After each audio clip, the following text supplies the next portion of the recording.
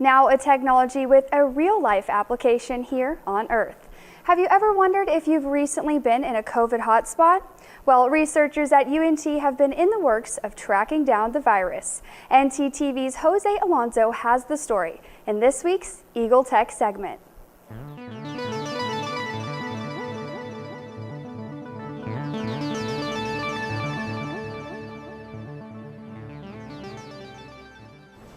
Yes, Hannah, the National Security Agency has recently awarded $1 million in grants to UNT engineers devoted to cybersecurity research. Director of the Center for Information of Cybersecurity, Dr. Ram Dantu, is currently in the works with other professors developing a project that will help the public track COVID-19. COVID tracing technology will be using methods of computer security and cryptography to strike a balance on user privacy and functionality of computer systems. When questioning a user's privacy concerns, it's important to know that policymakers are still creating the rules and regulations. One of the things is the moment you say you're going to track your movement, people don't like that you don't want to track anybody's movement, right? So we want to provide a guarantee that if you're giving us the data, this is how it is being used.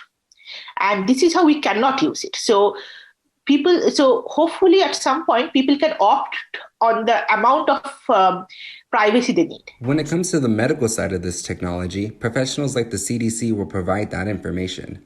Meanwhile, engineers at the university can provide methods for user privacy and functionality for privacy settings to be enforced. Encryption will utilize public data to identify users who have tested positive and even those who are vaccinated, and display that information anonymously without giving away anything important. So they will need to selectively access information about the parties. And if there are persons who are, for example, at the highest risks, they may be able to identify people who must be, for example, vaccinated first. Sometimes it is pretty obvious, for example, the teacher in the class or the first responders. But in some cases in the community, it might not be clear. There are many other applications with different approaches utilizing various resources of user data.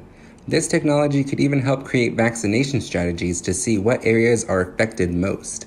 This project is still in the early stages, and these engineers are still working on algorithms to trace superspreader events on encrypted graphs.